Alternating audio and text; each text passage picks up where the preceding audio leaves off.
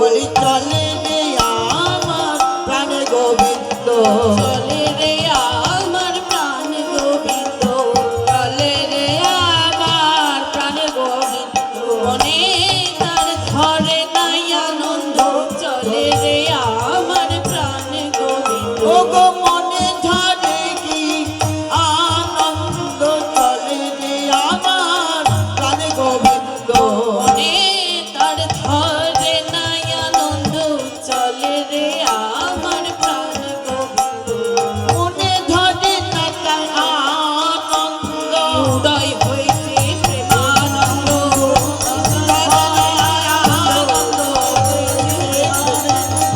মনে তার ধরে নাই আনন্দ, চলে রে আমার প্রাণ গোবিন্দ। যমুনার তরঙ্গকে দর্শন করে গোবিন্দের আমার যে মনের মধ্যে প্রেমানন্দের উদয় হয়েছে, তাই সুচতুর শিরোমণিকা সুচতুর সুচতুর শিরোমণিকা সুচতুর শিরোমণিকা, সুচতুর শিরোমণিকা উত্তরল হেরিয়া যমুনার জল মন মথই তরিল, আর হেরিয়া যমুনা জল মন মতই উত্তরল পুরালো মুরলী নিশা, পুরল পুরল মুরলী নিশা পুরালো মুরলী নিশা, পুরল মুরলী নিশা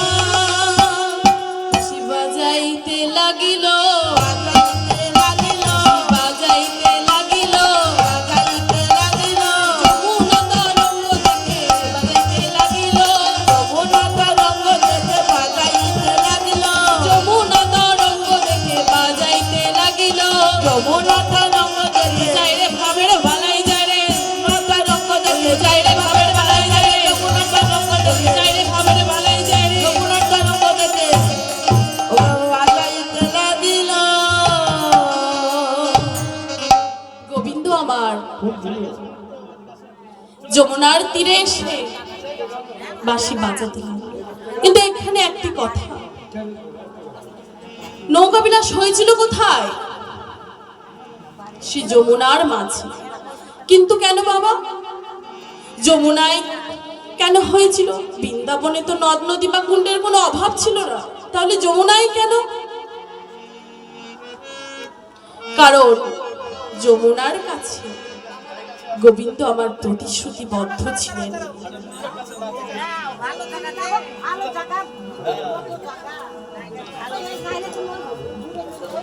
কখন কিভাবে তাই একটি কথা শুনুন।